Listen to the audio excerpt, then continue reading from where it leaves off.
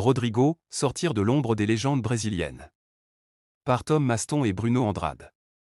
Dans le monde du football, c'est la mode d'étiqueter chaque jeune joueur au talent extraordinaire comme la nouvelle version d'une star déjà établie, plutôt que de lui permettre de se forger sa propre réputation. Les enfants sont accablés par la pression de croire qu'ils doivent être à la hauteur des meilleurs joueurs de l'histoire du jeu. Pour Rodrigo, qui a grandi à Sao Paulo, ce n'était pas différent.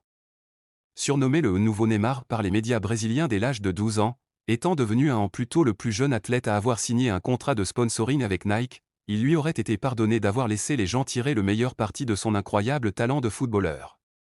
Je pense qu'il est difficile de trouver un moyen d'en tirer un avantage, car je pense que je serai toujours à la traîne en comparaison, a déclaré Rodrigo à Goal dans une interview exclusive après avoir remporté le prix NXGN 2020 décerné au joueur considéré comme le meilleur adolescent de la planète.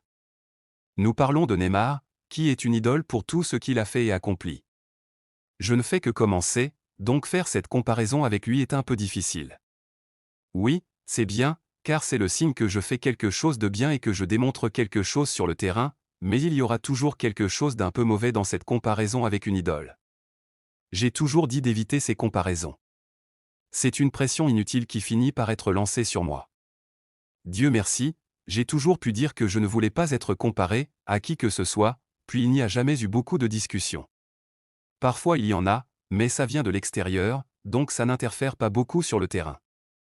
Rodrigo peut minimiser le fait qu'il pourrait un jour atteindre les sommets du joueur le plus cher du monde, mais les premiers signes prouvent que l'ailier du Real Madrid est en bonne voie pour devenir une superstar à part entière. Recruté à Santos contre la somme de 45 millions d'euros, 39 millions de livres sterling / 52 millions de dollars, à l'âge de 17 ans, l'adolescent brésilien est arrivé dans la capitale espagnole au début de la saison 2019 à 2020, avec la conviction qu'il évoluerait une grande partie de la campagne dans le club castillan, qui joue dans le 3e niveau du football espagnol. Mais alors que les recrues Eden Hazard et de Luka Jovic luttent respectivement contre des blessures et des performances en dessous des attentes, Rodrigo a été propulsé fin septembre en équipe première par Zinedine Zidane, l'entraîneur du club. 93 secondes après son entrée en jeu, pour ses débuts contre Osasuna, il avait trouvé le chemin des filets, marquant d'un tir du pied droit. Les Madridistas avaient un nouveau héros à adorer.